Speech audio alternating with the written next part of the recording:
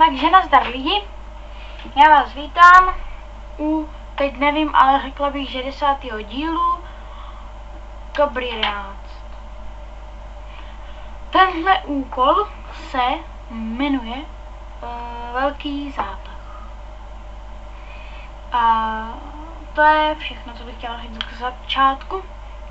A můžeme se do něho pustit, ale upozorňuji, že hlasy nedám, takže bude to možná první díl, ve kterém úkol nedám, ale no tak nějak to doufám přežijem, takže jdeme na věc. Já to tady trochu zesílím, ten gain, aby jsme slyšeli, co máme. Musíš ty uprchlíci předjet, jestli to tam ty kolegové dostanou jako první. Zapomeň, že by tě šéf povýšil. Takže trochu to zeslavíme, musíme je předjet, ale jako nevím, nejsem si tím jistá, protože jako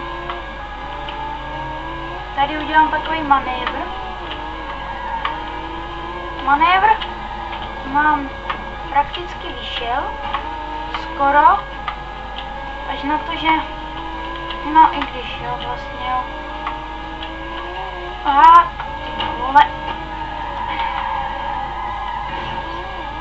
No to je pěkný, ale jako, já bych to ráda vyhrála co nejdřív, že jo?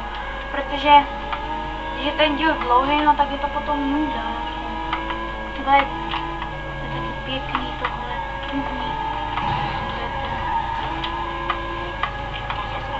Jo, dobrý, máme to.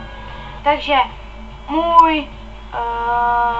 moje přání, aby tenhle díl byl krátký, se splnilo, takže se s vámi loučím a u 11. dílu zatím čau, nazdar.